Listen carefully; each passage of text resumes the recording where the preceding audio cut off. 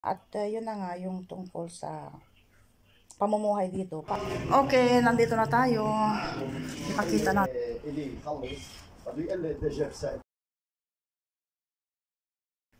So, yun na nga po, nakauwi tayo dito sa syudad. Pero wala po tayong time na mag-video-video dahil busy po ang ating lola. Kahapon, nakapag-video ako ng konti yata. At general cleaning ang ginawa natin nitong nakaraang araw. Bali, pangatlong araw na tayo na nauwi dito sa syudad. At yun na nga po, mag-general cleaning tayo dahil nakapag-general cleaning na ako dito sa baba. May mga kwarto pa, 2-3 kwarto. So, yun ang gagawin natin today. At by the way guys, meron akong ipapakitang video sa susunod na part. Bali, first part, which is nangyari po yun before 2 weeks. Tapos, sa second part, yun po ang kaganapan na nangyari doon sa work ni Habi. Second part din yun, pinagdugtong ko na. But for now, itong si Lucky, magulo. At ma-share ko lang guys, paano nga ba nakakapag-survive ang mga tao dito since ganito ang sitwasyon dito sa Lebanon. Oo, swerte-swertihan lang o tsamba-tsamba lang yung pamumuhay dito guys. Dahil nga, naikukwento ko sa inyo yung mga nangyayari dito, pero hindi yung talagang full full history yung buong pangyayari dahil tsamba-tsamba or ano, limitado lang yung pag-share natin. So yun na nga po, ang kaguluhan dito ay mostly ay nangyayari doon sa kabilang bangir, doon sa place na kung saan na nasakop na, sa south po yun. Pero dito sa banda namin ay mayroong mga ligaw na bala na kung minsan natatamaan po kami dito sa banda. Meron doon, merong isa doon, merong isa doon. So, sinasamahan din namin ng dasal yun. Sinasamahan namin ng dasal ang sitwasyon dahil malay natin, baka isa tayo sa matamaan, di ho ba? Yun nga, doon sa kabila ang kaguluhan na talagang abo na talaga yung mga building. So, yun nga, may naliligaw na bala dito sa, dito sa banda namin. So, hindi po natin masasabing safe po kami. At yun na nga, yung tungkol sa pamumuhay dito. Paano ba kami nakakasurvive? Paano ba kami nakapagtatrabaho? So, tungkol sa pagtatrabaho naman po, normal din po yung mga routine na ginagawa ng mga tao. Gumigising sila ng maaga, pupunta ng trabaho, pero naandun na yung sinasamahan yung pagdadasal. Dahil malay natin sa pagtatrabaho ng mga tao, meron silang may masamang mangyari sa kanila sa daan, di ho ba? Pero normal lang yung paggising nila ng umaga, pupunta sila ng work, ganun. Sa kabuhayan naman, mostly yung mga ibang Lebanese, may mga business sila doon sa kabila kung saan na nangyayari yung kaguluhan.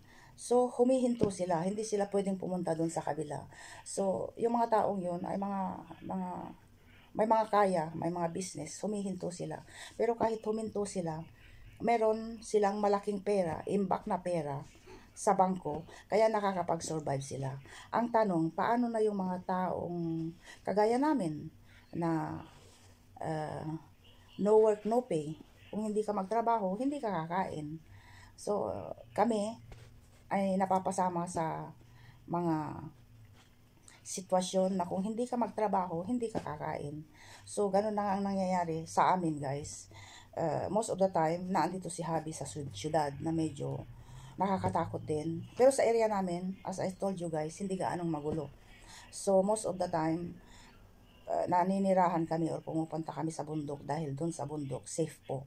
Pero yun na nga, may time na pumupunta rin ako dito para i-check itong bahay namin para maglinis o kung tingnan kung anong kailangan ni Habi at yung anak kong panganay dahil nga sila'y naglalagi dito. So, yun na nga, pumunta tayo dito para maglinis ng ilang araw. At yun ang sistema ng pamumuhay dito guys. nakakasurvive naman kami. At yun na nga, sinasamahan natin ng dasal. So, bago tayo mapalayo sa aking sinasabi. So, idudugtong ko po yung dalawang part ng project ni Habi. Yun na nga ang sinasabi ko, guys. Tingnan nyo, kahit na magulo, thanks God, nakakakuha pa rin ng project si Habi. Pero hindi gaya noon, 3, 4 na projects ang kinukuha niya. Pero ngayon, hindi niya pwedeng pagsabayin yung 2, 3. So, isa lang yung bali pinagkakabisihan ni Habi dahil yung ibang work niya ay naandun sa medyo malapit doon sa may kaguluhan. So, itong project na ito ay dito lang sa malapit sa bahay. Oo. So, yun, patapos na sila. So, yung first part po, bali yun yung kauumpisa nila. And then, sa second part ay yung patapos na po sila. Lucky. So, let's go. Panoorin natin. Wala po tayong ma-upload dahil yung paglilinis ang inasikaso ko sa bahay.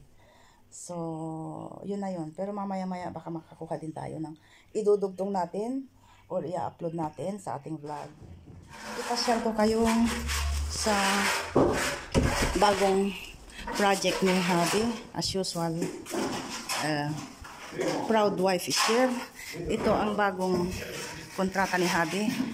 Yan, patapos na sila. Pero kung nakita ko daw, bago nila umpisahan, talagang very old house daw ito. Yun si Habi. Okay. It's the hair design. Look, I make big design. Yeah. And you see. Okay, libot tayo. Where to make the design? Okay, when it's fully finished, I will come here again. Ito yung, this is the sitting room, salon. And then, doon tayo po. Okay, dito tayo. Ito daw. What is this? This is room? This is room?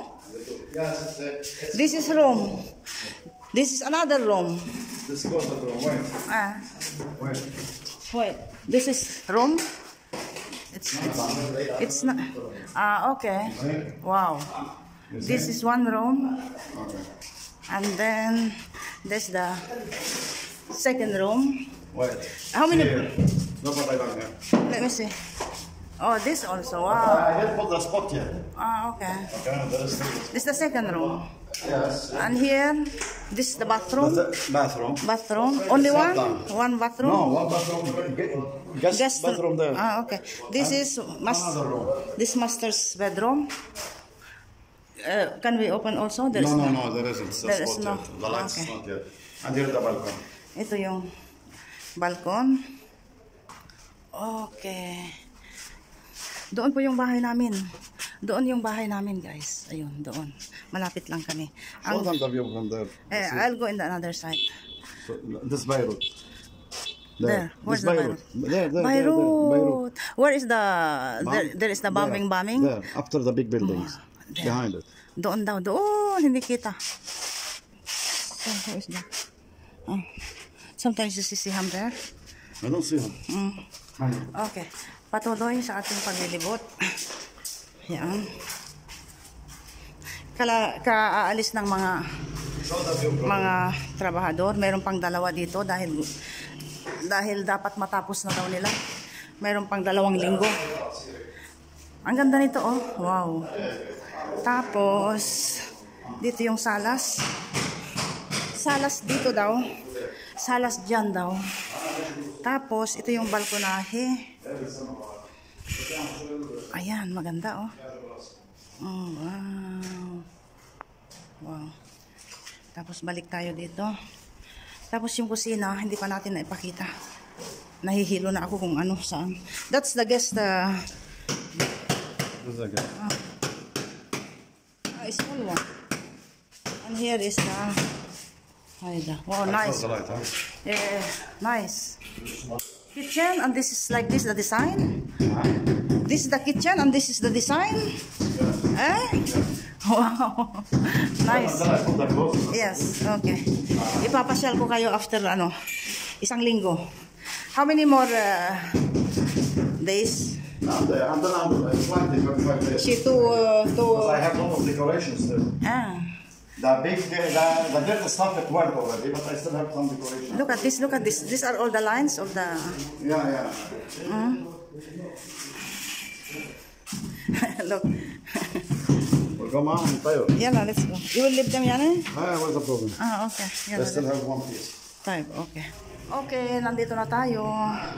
Ipakita natin ang natapos nila. Ipakita natin ang natapos nila after 2 weeks. Ayan, oh, maganda. Wow. Oh, huli.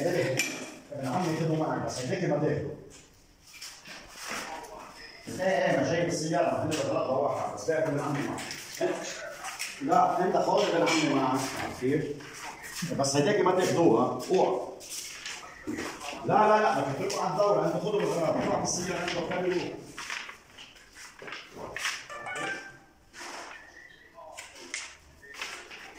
برافو عليك لا تروحوا على الدورة بتروحوا تتفصلوا انت وخالد. اوكي هيك الديل اوكي. وين الدوهون؟ ما في دو؟ لا ما بدي اياه يعرف وين عم بتروحوا ابن عمي بوصل. ما في دوهون يا... لكن خلص حكي معه هلا قلت له صار قلت له بتروح انت والليل انا اول شيء بروح اساله في البيت مره يعني ما بزعلك هذا حلو هون كمان عملت ان شاء الله شو بيجيبوا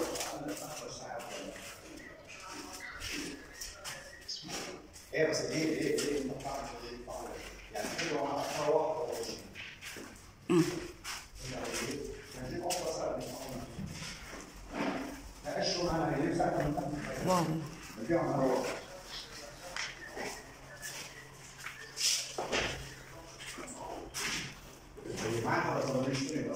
شوف هذا كيف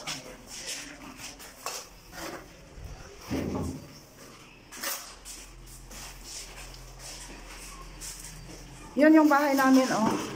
Yun yung bahay namin, guys, oh. Ayun. I-zoom natin. Malapit lang kami dito. Yun yung bahay namin, guys, sa taas. Yun. Yun yung roof. At yun yung bahay namin.